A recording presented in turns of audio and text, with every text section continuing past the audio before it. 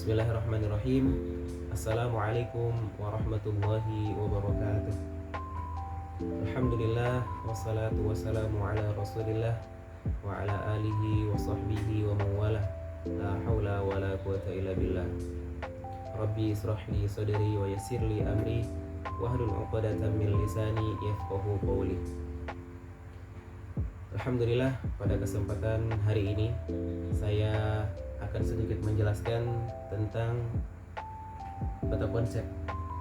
Jadi tugas ini adalah tugas dari mata kuliah evaluasi hasil belajar dengan dosen pembimbing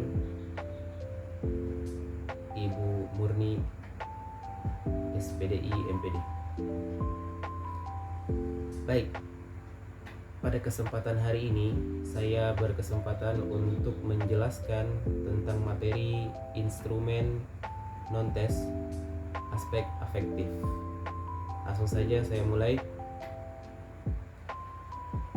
Jadi dalam sebuah kegiatan belajar mengajar, guru pasti akan dihadapkan dengan sejumlah instrumen pembelajaran. Instrumen-instrumen ini biasanya digunakan sebagai tolak ukur penilaian kepada siswa. Salah satunya adalah instrumen afektif. Jadi ada beberapa contoh yang akan saya jelaskan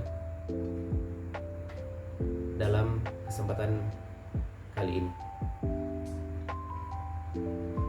Yang pertama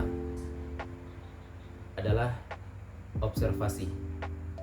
Observasi merupakan sebuah kegiatan mengamati yang dilakukan oleh seorang guru dengan mengacu pada pedoman observasi untuk menilai perilaku kelas, baik dari segi guru maupun peserta didik yang akan didapatkan sebuah data atau informasi dari suatu fenomena di dalam kelas. Jadi singkatnya, observasi adalah mengamati yang dilakukan oleh seseorang untuk mencapai atau untuk menilai dari seorang guru atau seorang siswa. Kemudian yang kedua adalah wawancara. Wawancara adalah kegiatan tanya jawab yang dilakukan oleh seorang guru dengan peserta didik. Kegiatan ini dapat dilakukan dengan tatap muka atau lewat perantara. Jadi wawancara adalah sebuah kegiatan yang dilakukan oleh seorang guru dan seorang murid, dilakukan secara tatap muka atau bisa lewat perantara. Kemudian yang ketiga adalah skala sikap. Skala sikap adalah sebuah teknik untuk penilaian dengan memberikan pertanyaan positif dan pertanyaan negatif yang dapat diisi oleh seorang peserta didik atau siswa. Kemudian yang keempat adalah daftar cek. Daftar cek ini dapat digunakan oleh seorang guru untuk memberikan atau untuk mencatat tanda pada setiap perilaku yang terjadi oleh peserta didik atau perilaku yang terjadi oleh seorang siswa. Kemudian yang berikutnya, yang kelima adalah skala penilaian. Skala penilaian adalah daftar cek yang akan dikembangkan. Jadi skala penilaian merupakan daftar cek yang akan dikembangkan dalam bagian yang lebih luas dan lebih terperinci. Jadi intinya, skala penilaian merupakan daftar cek yang lebih rinci. Kemudian yang keenam adalah angket. Angket merupakan sebuah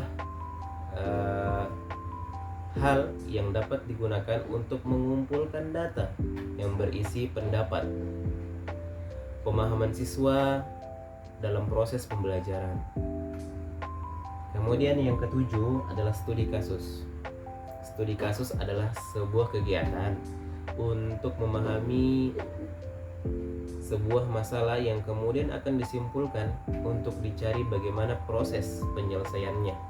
Jadi studi kasus adalah sebuah kegiatan untuk memahami masalah, untuk mendalami masalah, untuk mempelajari masalah yang kemudian akan disimpulkan bagaimana proses penyelesaian dari studi kasus yang diangkat. Misalnya ia masalah karena siswa lamban dalam memahami materi pembelajaran. Bagaimana cara penyelesaian yang efektif untuk mencegah atau untuk memperbaiki siswa yang lamban dalam memahami materi pembelajaran. Kemudian yang kedelapan adalah catatan insidental. Catatan ini berkenaan dengan perilaku siswa atau kejadian singkat ketika dalam proses tahap pembelajaran. Kemudian yang terakhir adalah sosiometri. Sosiometri merupakan prosedur yang dilakukan untuk merangkum, menyusun, dan pendapat peserta didik. Prosedur ini diisi oleh seorang siswa dengan cara menilai sesama teman kelasnya. Jadi sosiometri merupakan penilaian seorang siswa ke siswa yang lainnya. Baik, mungkin 9 ini yang dapat saya simpulkan, yang saya dapat sampaikan. Jadi intinya, instrumen non-tes aspek afektif itu banyak macamnya. Ya, yang pertama tadi sudah saya jelaskan. Yang pertama adalah observasi, yang kedua adalah wawancara, yang ketiga adalah skala sikap, yang keempat daftar cek, yang kelima skala penilaian, yang keenam adalah angket, yang ketujuh studi kasus, yang kedelapan adalah catatan